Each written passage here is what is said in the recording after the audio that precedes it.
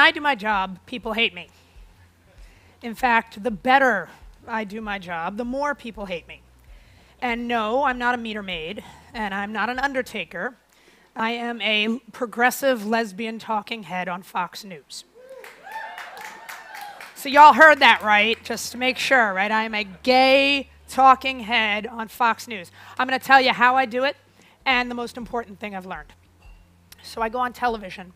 I debate people who literally want to obliterate everything I believe in some cases who don't want me and people like me to even exist. It's sort of like Thanksgiving with your conservative uncle on steroids with a live television audience of millions. It's totally almost just like that.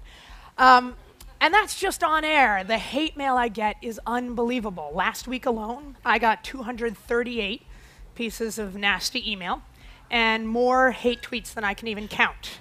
I was called an idiot, a traitor, a scourge, and an ugly man, and that was just in one email. So, what have I realized being on the receiving end of all this ugliness?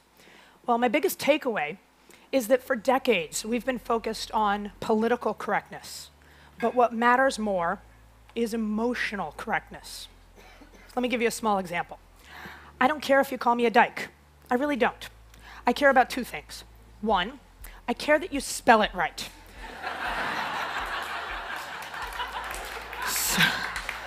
Just quick refresher, it's D-Y-K-E. You'd totally be surprised. And second, I don't care about the word, I care about how you use it. Are you being friendly? Are you just being naive? Or do you really want to hurt me personally?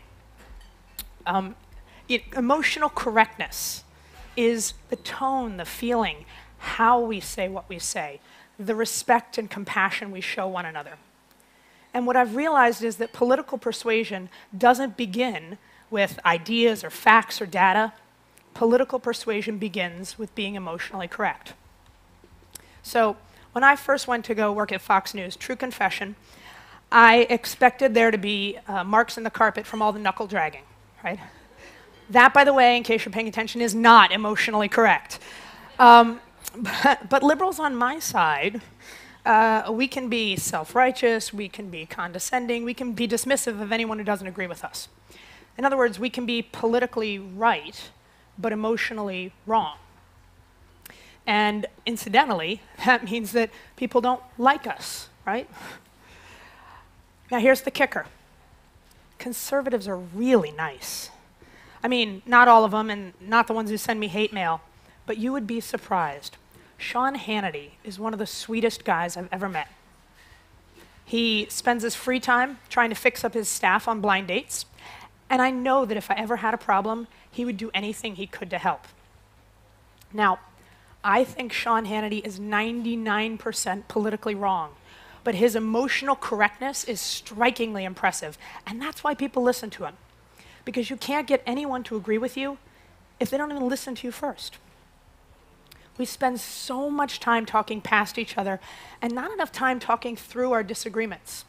And if we can start to find compassion for one another, then we have a shot at building common ground. It actually sounds really hokey to sort of say it standing up here, but when you try to put it in practice, it's really powerful. So, someone who says they hate immigrants, I try to imagine how scared they must be that their community is changing from what they've always known. Or someone who says they don't like teachers' unions. I bet they're really devastated to see their kids' school going into the gutter and they're just looking for someone to blame.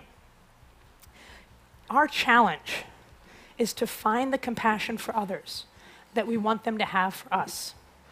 That is emotional correctness. I'm not saying it's easy.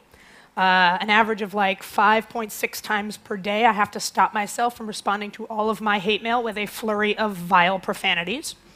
This whole, sort of finding compassion and common ground with your enemies thing is kind of like a political, spiritual practice for me, and I ain't the Dalai Lama. I'm not perfect, but what I am is optimistic, because I don't just get hate mail. I get a lot of really nice letters, lots of them. And one of my all-time favorites begins, I'm not a big fan of your political leanings, or your sometimes tortured logic. But I'm a big fan of you as a person. Now, this guy doesn't agree with me, yet. But he's listening. Not because of what I said, but because of how I said it. And somehow, even though we've never met, we've managed to form a connection. That's emotional correctness. And that's how we start the conversations that really lead to change. Thank you.